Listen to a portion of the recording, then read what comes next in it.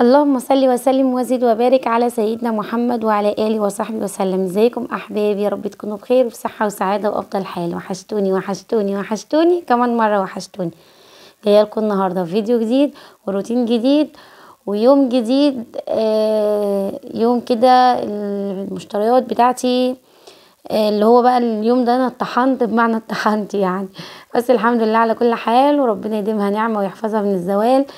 لو اول مره بتشوفيني، انا ام جنى ودي قناتي ست بيت لهلوبه. اتمنى تاخديلك لفه في القناه وان شاء الله تعجبك، ولو عجبتك ما تنسيش تشتركي في القناه وتفعلي زر الجرس وتكوني من عيلتنا الجميله. بشكر كل الناس اللي دخلت معايا جديد، وجودكم بيشرفني وعلى راسي من فوق. تعالوا بقى نبتدي الفيديو بتاعنا. انا جبت مشتريات الشهر بتاعتي من العلافه والفطار وحاجة العشاء وكده، وبرضو جبت حاجتي من السوق، الخضار والحاجات دي. بس يعني الخضار بيقعد معايا اسبوع 10 ايام كده يعني. تمام. وبجيب برضو الحاجة اللي ناقصاني بس. اول حاجة جبتها كرتونة البيض دي.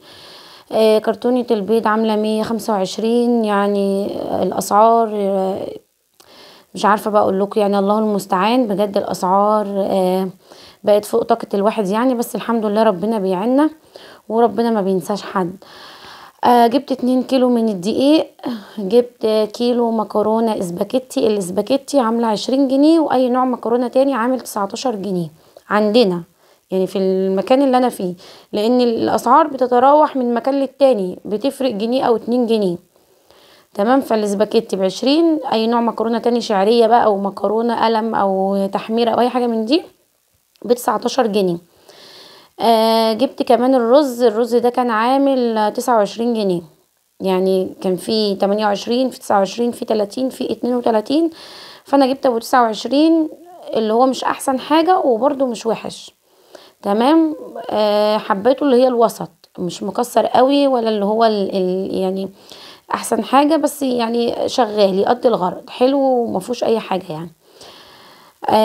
جبت الملح ده كان عليه عرض. كان ال4 علب دول ب15 بدل 12. هو مش توفير، بس انا يعني عجبني الازاز، لقيتها شكلها صغيره كده وكيوته وشكلها حلو قوي، فانا جبتها. يعني اللي هو اصلا مش موفر ولا حاجه. انت لو قارنتوها ما بين الاكياس والملح التاني العادي اللي انا كنت جايباه معاكم قبل كده، هو ما فيهوش توفير كتير. ولكن هو يعني العلب كده عجبتني فروحت جايباه. جبت كمان علبة فاين فودز دي اللي هي مرقة الدجاج دي بتكفيني ازيد من شهر. تمام. يعني انا كنت جايباها معاكم الشهر اللي فات ده، لا اللي قبله، كان فاضل في العلبة 2 بس، لاني مش بستعملها كتير، استعمالي ليها خفيف. للملوخية مثلا ممكن طاجن بامية كده احط واحدة وخلاص. كنت جايباها بكام؟ ب28 العلبة. تمام. المكرونات بقى دي كلها كده زي ما قلت لكم. جبت مكرونه قلم، مكرونه تحمير. الاسبوع اللي فات كنت جايبه المكرونه اللي هي الشهر اللي فات قصدي، كنت جايبه المكرونه السوسته، وكنت جايبه لازانيا. فانا بشكل يعني كل شهر يعني بشكل في المكرونات. تمام. برضو بحيث ان احنا ايه يعني ننوع المكرونات كلها عجينه واحده، بس تحسي ان هي ايه الشكل بيبقى الطعم مختلف، ده احساس كده يعني. فانا ايه بحب اشكل لهم يعني. مره اعمل صينيه مكرونه بشاميل، مره اعمل لازانيا. يعني بشكل لهم كده في الاكل، بحيث ايه ان هما برضو ما يزهقوش. فكل شهر بجيب ايه 3 انواع مكرونه. بس الاسباجيتي اساسي معايا، الاسباجيتي اساسي معايا كل شهر. وبنوع بقى ما بين السوسته والقلم والقواقع والانواع المكرونات التانية. جبت نص لوبيا بيضة، جبت نص فاصوليا بيضة قصدي، نص فاصوليا بيضة. جبت نص لوبيا اللي هي معين حمرا دي. جبت كيلو حمص. طبعا الحمص بقى ده معايا في الشتاء طبعا حاجة حلوة قوي وبيدفينا وبيبقى مشروب يعني كلنا بنحبه في الشتاء. جبت كمان عدس اصفر، وجبت عدس بجبة. ما كترتش منه، جبت نص كيلو بس، عشان انا مش بعمل الكشري كتير في الشتاء. يعني في الصيف ممكن اعمل كشري كتير، لكن في الشتاء لا، ممكن الشتاء كله يعدي اعمل مرتين بس كشري. في الشتاء بحاول اعمل الاكلات اللي هي ايه اللي تدفينا كده والحاجات السخنه. جبت كمان علبتين جبنه رودس، واحده بطعم الرومي وواحده بطعم الفيتا البيضه. جبت شاي العروسه. عايزه اقول لكم ان انا كنت عارفه ان شاي ليبتون مقاطعه، فمرضيتش اجيبه، وسالت على العروسه، الراجل قال لي لا مش مقاطعه. فانا بصراحه والله يا بنات اي حاجه بسال عليها يقولوا لي مقاطعه ما بجيبهاش. كمان الدومتي عرفت انها مقاطعه برضو ما رضيتش اجيبها. فشاي العروسه حد قال لي مقاطعه وحد قال لي لا، فما بقتش عارفه، فانا قلت اجيبه لما ايه لحد ما اعرف. وبرضو شاي الكابوس حلو جدا وانا بحبه، بس هو كان غالي شويه، بس برضو مش عارفه هو مقاطعه ولا لا، فلا حد فيكم يعرف يعني يقول لي. انا بجد والله انا جايبه شاي العروسه ده ان هو قال لي لا مش مقاطعه ولا حاجه، الليبتون هو اللي مقاطعه، فروحت جايباه. جبت بقى ازازتين الزيت دول، الازازه دي كان عليها عرض، هي كانت ب50 وعامل عليها عرض ب40 جنيه. فانا جبت ازازتين، تمام. جبت 3 ازايز، ازازه اول مره جبتها، وبعد كده جبت ازازتين هعين منهم واحده بامر الله كده لشهر رمضان.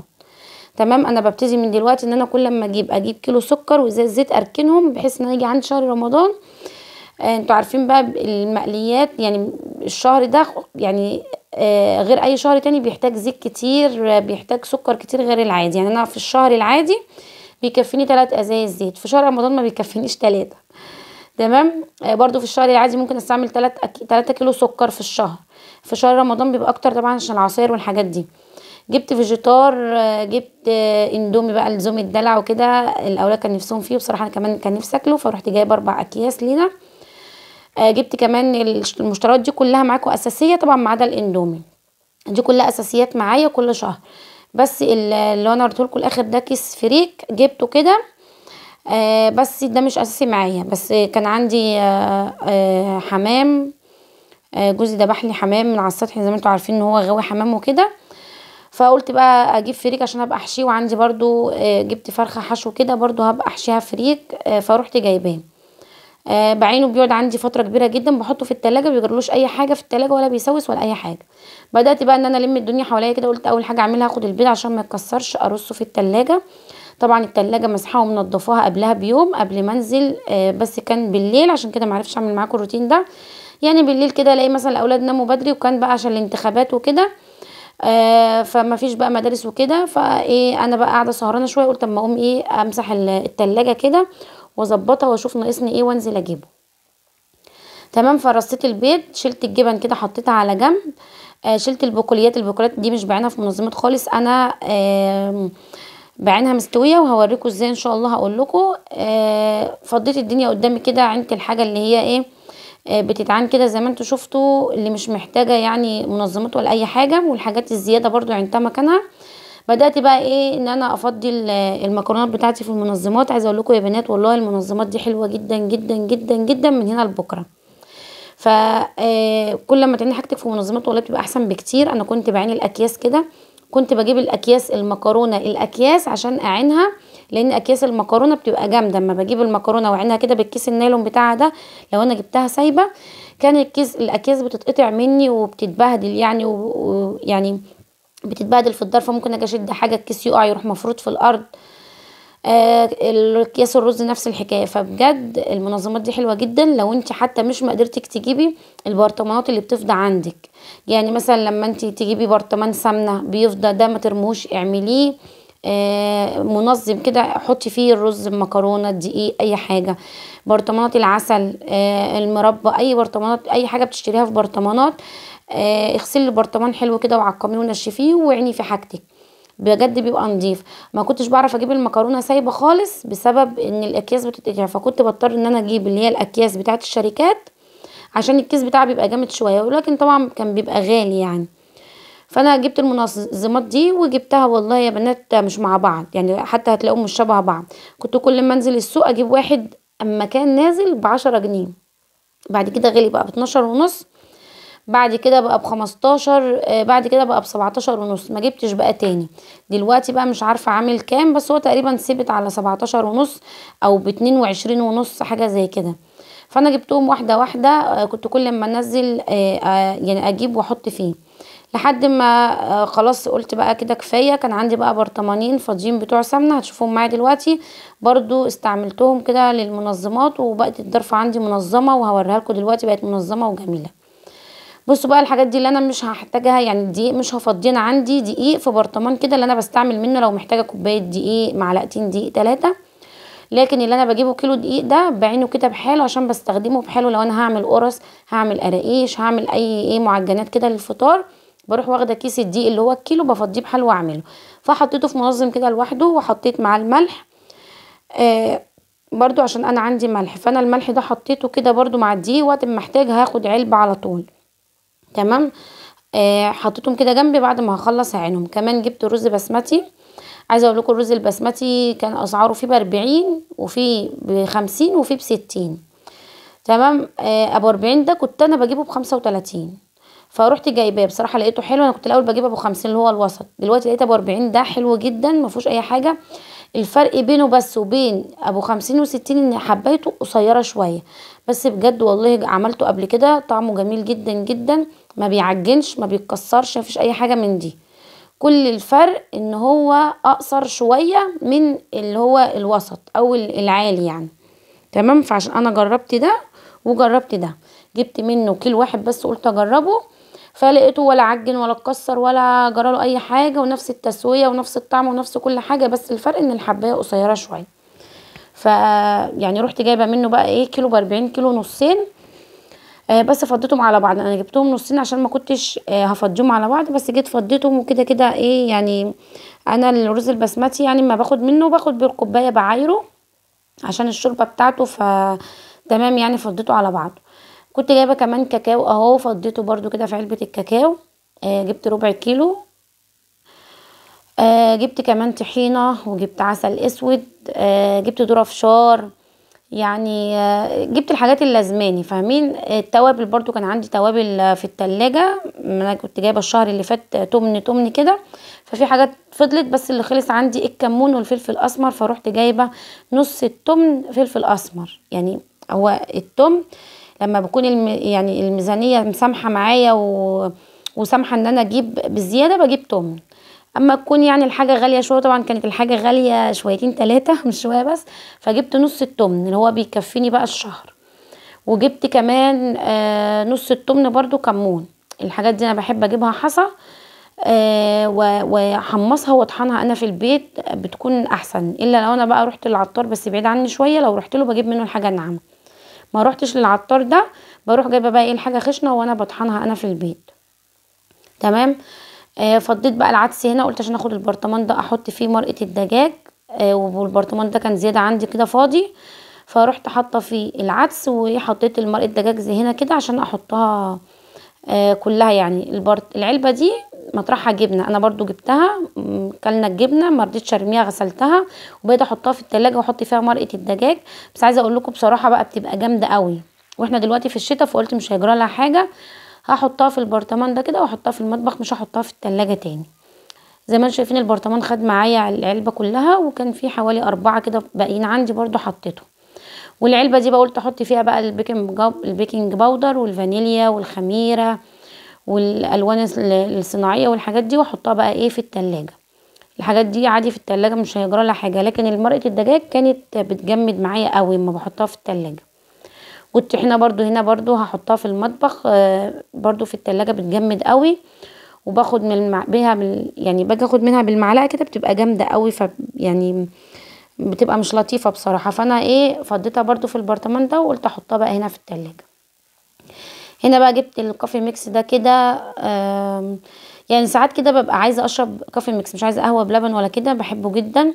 وما يكون كده يعني في شغل ورايا كتير او حاجه، ممكن برضو اخر النهار كده اروح عامله لي كوبايه، ممكن عايزه اسهر شويه. فطبعا العلبه كانت غاليه. العلبه كانت عامله مش عارفه 55 جنيه او 50 حاجه زي كده. تمام. يعني كانت في عند حد ب55 وكانت عند حد ب52.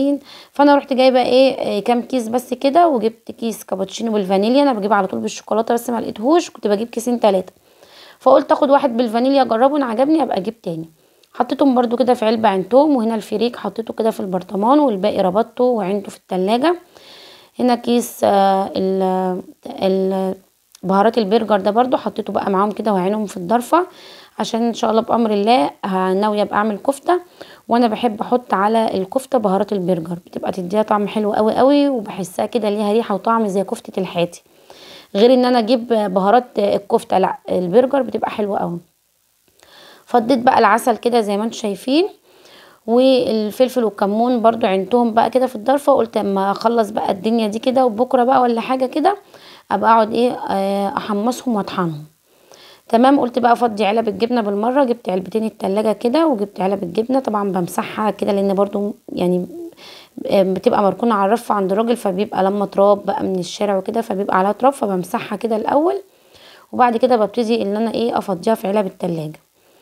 عايزه اقول لكم الجبنه روديس دي بجد حلوه جدا، طعمها حلو قوي، اللي هي بالرومي بتديكي فعلا طعم الجبنه الرومي، وبتبقى كريمي كده وحلوه قوي يعني. بجد فعلا انا جربتها طعمها حلوه جدا جدا. لو اي حد فيكم يشوفني لسه ما جابهاش او ما جربهاش، لا بجد هاتيها، حلوه جدا، ناعمه كده ويعني كريمي كده فعلا حلوه قوي. غير بقى الجبنه اللي هي عبور لاند واللي هي الحاجات التانية دي بتبقى ناشفه كده، وبنفردها في السندوتش كده بتبقى مفروله مش بتبقى حلوه، لكن دي بجد حلوه بتبقى كريمي كده وجميله. فضيتها بقى كده وهفضي التانية برضو اللي هي بالرومي، في منها بالشيدر، في منها بالزيتون، بالطماطم، في منها كتير قوي، بس انا بجيب البيض عشان لما اعملها بطماطم بتبقى حلوة، مثلا اعملها برضو ببيض بتبقى حلوة.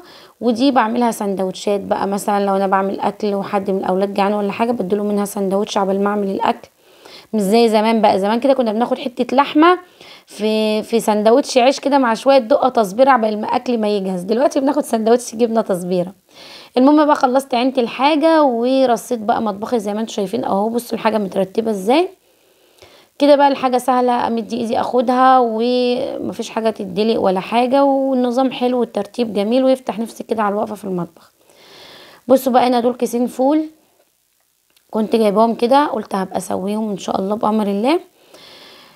هما بقى والحمص والفاصوليا واللوبيا والحاجات دي مش هعينها في التلاجة لان انا هعملهم على طول كلهم. تمام. الفيديو الجاي ان شاء الله استنوني هعملهم معاكم وهوريكم انا بعملهم ازاي، بفرزهم ازاي، وبخليهم جاهزين على الاستخدام على طول. بجد بتبقى حلوة جدا وبتريح. جبت كمان نص كيلو كنافة وورقتين جلاش. الجلاش تقريبا اللفة ب15 جنيه، جبت لفتين ب30. والكنافة برضو جبت نص كيلو ب15 جنيه. الكنافة على طول هحطها على الفريزر لان طبعا بستعملها بتكون لازم في الفريزر. وورق الجلاش سبتها على الرف في التلاجة، وهوريكم برضو تنظيمي للتلاجة دلوقتي. وعندي لفة في الفريزر برضو وقت ما استخدمها. تمام. جبت كمان بقى هنا طماطم، جبت بصل. البصل عايزة اقول لكم راح في داهية خالص يعني. البصل القديم بقى ب46 جنيه، وفي ب42، وفي اللي هو الصغير الرفيع ب38. تمام. البصل بقى الجديد بيبدأ من 15 جنيه، يعني البصل رفيعة قوي اللي هي مش قد كده ب15، وب18 وب20 وب22. فانا البصل ده جبت كيلو من الجديد ب22 جنيه، وجبت نص كيلو من البصل القديم يعني بصوا مقولكوش ب18 جنيه. فانا مش عارفه ليه كده، بس انا بحب البصل البلدي، فبس قلت اهو يشيل بعض وخلاص. جبت كمان البطاطا دي كيلو ونص ب10. جبت الخيار ده ب10. جبت الجزر كان ب12، جبت نص كيلو ب6. الفلفل ده كان ب12، جبت ربع كيلو ب3 جنيه. البتنجان ده كان ب7 جنيه، جبت كيلو زي ما انتم شايفين كده جميل وبقى حلو قوي في الفطار، بقلي كده منه شويه جنب الاكل بهرسه الشطه الحمراء كده يبقى حلو قوي. البطاطس دي ب15 جنيه، جبت 2 كيلو ب30 جنيه. بس تحمير، انا بنقي البطاطس البيضه. الناس اللي مش عارفه تفرق ما بين البطاطس التحمير والبطاطس اللي مش تحمير، البطاطسايه الصفرة ما بتبقاش تحمير، كل ما البطاطسايه كانت بيضه قوي بتبقى معاكي تحمير ومرمله وجميله. جبت كمان كابتشا، وجبت اللي هو الخس الاحمر ده. عايزه اقول لكم القوطه كمان جايباها كيلو ونص ب10، جبت 3 كيلو. عايزه اقول لكم اللي انا يعني الجزر هشيل منه جزرتين كده بشورهم وعينهم، والقوطه جبت منهم برضو ب10 جنيه. هعينهم يعني هفرزهم وعينهم لشهر رمضان بامر الله باذن الله، وقت ما بلاقيها حلوه كده حمرا وحلوه زي ما انتم شايفين اهي جميله وكيلو ونص ب10. فبروح عامله حسابي ايه ب10 جنيه كده، اروح جايبه ايه اعمل كيسين كده ولا 3 اكياس اعينهم في الفريزر. حلو قوي قوي. يعني بصوا الخضار بس هو اللي غالي شويه، بس ان شاء الله على شهر واحد كده هيبقى الخضار حلو وطازه وكتير في السوق، وهيبقى جميل وكمان هيرخص بامر الله. لان الزرع بيبقى حلو قوي قوي في شهر واحد، فالله المستعان. يعني ان شاء الله على الشهر الجاي نبقى نعمل شويه تفريزات حلوه كده لرمضان. جبت كمان موز، الموز ب12 ونص، وجبت استفندي، الاستفندي ب10 جنيه الكيلو. غسلت بقى الخضار كله، مرضيش اغسله معاكم، انا غسلت معاكم الخضار قبل كده واوريكم ازاي بجففه، ازاي بحطه في التلاجة ان هو ما يبص ولا حاجه. مرضيتش بقى اجيب ده كله معاكم عشان ما اطولش عليكم. ورصيته بقى في التلاجة كده زي ما انتم شايفين، والتلاجة بقت يعني بالمنظمات برضو منظمة كده وحلوة ونضيفة، تملي على طول ايدي فيها فبتبقى نضيفة كده زي ما انتم شايفين. رصيت بقى كل حاجة فيها كده. ده كان الفيديو بقى بتاعنا النهاردة، اتمنى يكون عجبكم واستفدتوا منه. وما تنسوش اللايك يا حبايب قلبي. اللايك بيرفع الفيديو، بالله عليكم ما تنسوش اللايك. لو لسه ما حطيتش اللايك حطي اللايك، وانزلي قولي رايك في الكومنتات. كلامكم بيشجعني وبيحفزني جدا والله، فربنا يسعدكم ويكبر بخاطركم يا رب. اسيبكم بقى في رعاية الله، اشوفكم في فيديو جديد على خير.